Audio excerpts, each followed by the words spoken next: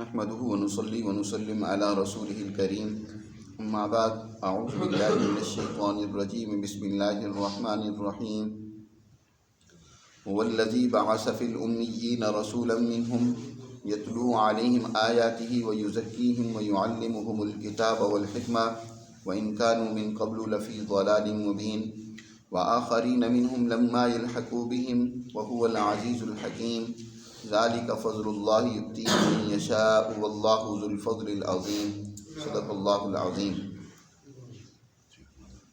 یہ سورۃ الجمعہ کی ابتدائی آیات ہیں۔ ان آیات مبارکہ پر پہلے بھی درس ہو چکے ہیں۔ یہ آیات مبارکہ کیونکہ انتہائی اہم ہیں، خاص طور پر جو آج کی آیت مبارکہ تلاوت کی ہے، اس میں نبی کریم صلی اللہ علیہ وسلم کی بنیادی 4 مقاصد و اہداف اور ان کو حاصل کرنے کا جو حضور صلی اللہ علیہ وسلم نے طریقہ اختیار فرمایا اس کو بیان کیا گیا ہے۔ حضور کا مقصد و ہدف تو گزشتہ سورہ صف میں بیان ہو چکا ہے، اور اس کی تحصیل کے لیے حضور نے جو طریقہ اختیار کیا، 4 تربیتی اور تعلیمی حوالے سے جو 4 بنیادی طریقے آپ نے اختیار کیے، اس کو یہاں ذکر کیا گیا ہے۔ پہلی آیت مبارکہ میں اللہ کی 4 صفات کا بیان ہوا ہے: الملک، القدوس، العزیز، الحکیم، اور ان چاروں کی بنیاد پر در حقیقت آگے حضور کے 4 فرائض اور ذمہ داریاں بیان ہوئی ہیں، اور حضور کی امت حضور کے قائم مقام ہونے کی وجہ سے تا قیامت یہ فرائض اور ذمہ داری سر انجام دیتی رہے گی۔ الملک در حقیقت اس کا بیان ہے اس کے اندر کہ یتلو علیہم آیاتہ، یہ اللہ کے رسول جن کو اللہ نے عرب کے لوگوں میں مبعوث کیا ہے، یہ ان کے سامنے اللہ کی آیات انہیں پڑھ کر سناتے ہیں۔ تلاوت آیات یہ آپ کا سب سے پہلا فریضہ اور ذمہ داری تھی۔ آیت در حقیقت ایک ایسے چھوٹے سے جملے کو کہتے ہیں جس میں انسانی ضرورت کے اور انسانی فہم و بصیرت اور ان کی عقل و دانش کے مطابق ان کی رہنمائی کے بہت ہی جامع اصول موجود ہو، اور وہ جملہ بھی بڑا فصیح و بلیغ ہو، بڑا دلکش ہو۔ جیسے کہ عام طور پر آج آپ دیکھتے ہیں کہ مختلف حکماء کے اقوال لوگوں نے یاد کیے ہوئے ہوتے ہیں، جن کو وہ لوگوں کے سامنے بیان کرتے رہتے ہیں کہ فلاں بڑے فلاسفر کا، فلاں بڑے حکیم و دانا کا یہ قول ہے۔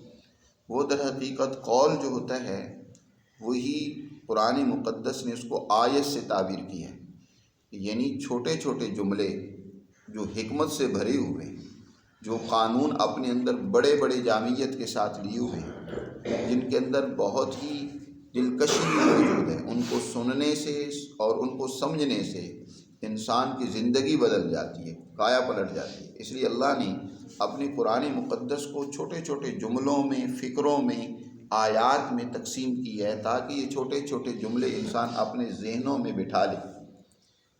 آپ دیکھتے ہیں کہ قرآن کی ہر سورت چھوٹی چھوٹی آیات پر مشتمل ہے، اور ہر آیت جو ہے وہ اپنے اندر ایک بڑا اہم مضمون رکھتی ہے۔ لوگوں کو چاہیے کہ یہ آیات بطور دلیل کے جب آپس کی گفتگو ہو، کسی کو سمجھانا ہو، کسی سے بات چیت کرنی ہو، تو یہ آیات ان کو یاد ہونی چاہیے اور ان کو بطور استشہاد کے اور دلیل کے بیان کرنا چاہیے۔ یہی کام نبی کریم صلی اللہ علیہ وسلم کا تھا کہ آپ صلی اللہ علیہ وسلم نے اللہ کی آیات جو ہیں وہ لوگوں کو پڑھ کر سنائی ہیں، ان کو یاد کروائی ہیں، ان کے الفاظ ذہن نشین کروائے ہیں۔ اور اس کے بعد فرمائے وَيُزَكِّيهِمْ، دوسرا کام آپ صلی اللہ علیہ وسلم کا یہ ہے کہ آپ ان کا تزکیہ کرتے ہیں۔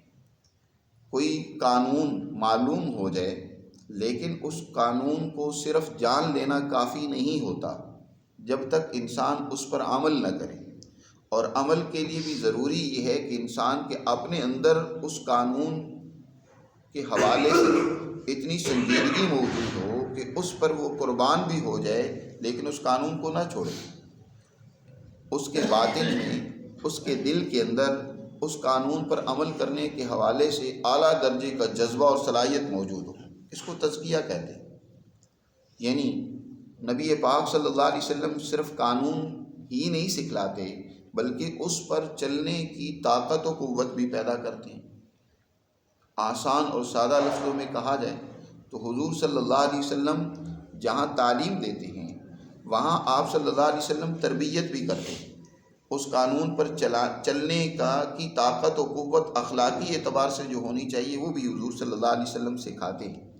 وَيُزَكِّيهِمْ، تزکیہ کرنا یہ حضور صلی اللہ علیہ وسلم کی ذمہ داریوں میں سے تھا۔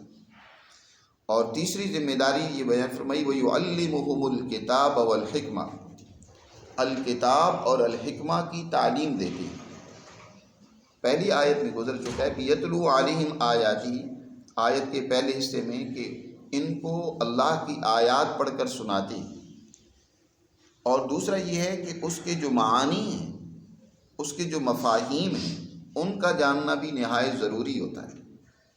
یعنی الفاظ تو آپ کو معلوم ہو گئے، آپ نے یاد کر لیے، لیکن ان الفاظ کے اندر قانون کی کون کون سی شقیں موجود ہیں، کیا کیا ان کے